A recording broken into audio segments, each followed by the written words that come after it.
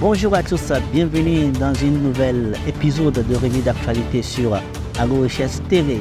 Aujourd'hui, nous allons discuter de trois principales actualités venant de différentes sources d'actualité dans cette session de Revue d'actualité. Je serai donc en compagnie de mademoiselle.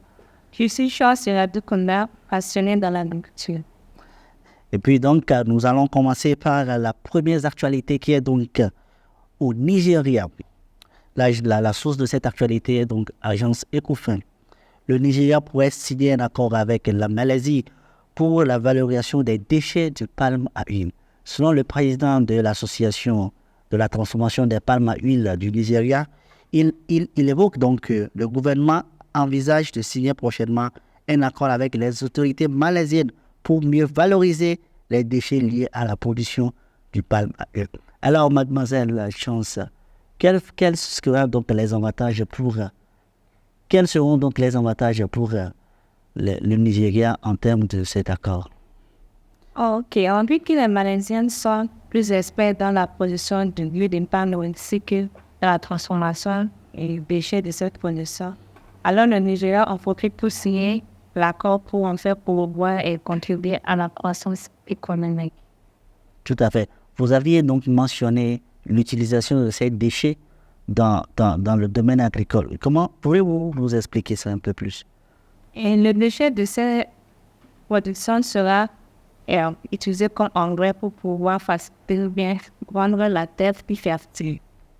Exactement, merci beaucoup. Alors, comme le Nigeria est donc le premier producteur africain de l'oléagineux, alors ce serait très important pour ce pays donc d'utiliser ces ressources en agriculture.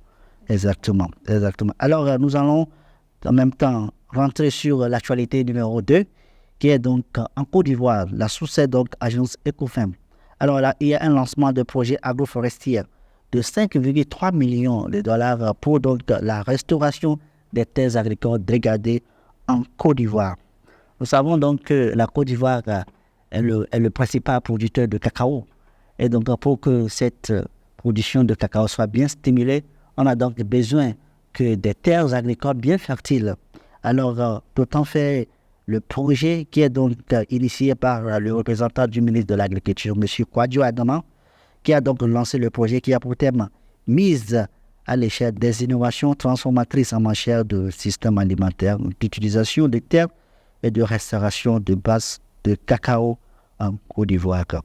Alors, il y a plusieurs institutions qui subventionneront cette initiative, qui sont par exemple le Centre international de recherche en agroforesterie, ICRAF. Alors, mademoiselle Chance, pensez-vous que l'objectif principal de cette initiative serait tout avantageux pour le pays? Oui, cette sera très avantageux en sens que cette initiative va contribuer à l'accroissement de l'économie de la Côte d'Ivoire. Exactement. Quelle est donc l'institution internationale qui est donc en base, qui subventionne ou bien qui soutient cette initiative de la mise en échelle des innovations transformatrices en Côte d'Ivoire? Bon, cette institution est gérée par le représentant de la FAO, M. Mahan Zoungala. Merci beaucoup. Alors sur la troisième actualité qui a pour source AgroRichesse. AgroRichesse est une source d'actualité agricole. Donc, pour pouvoir visiter cette source d'actualité, tapez donc www.agrorichesse.com ou bien visitez-nous sur notre YouTube en tapant AgroRichesse TV sur YouTube. Alors, le troisième point d'actualité, donc, l'Inde autorise l'exportation de riz pour l'aide humanitaire. Alors, mademoiselle Chance, pourquoi jugeons-nous cette initiative de l'Inde très importante? Je dirais que malgré que l'Inde est le premier exportateur du riz sur le plan mondial, et aussi que depuis 2022, le pays a mis certaines mesures pour limiter l'exportation du riz blanc, du riz basmati et du riz. Merci beaucoup. Alors, quels sont les pays qui sont envisagés pour cette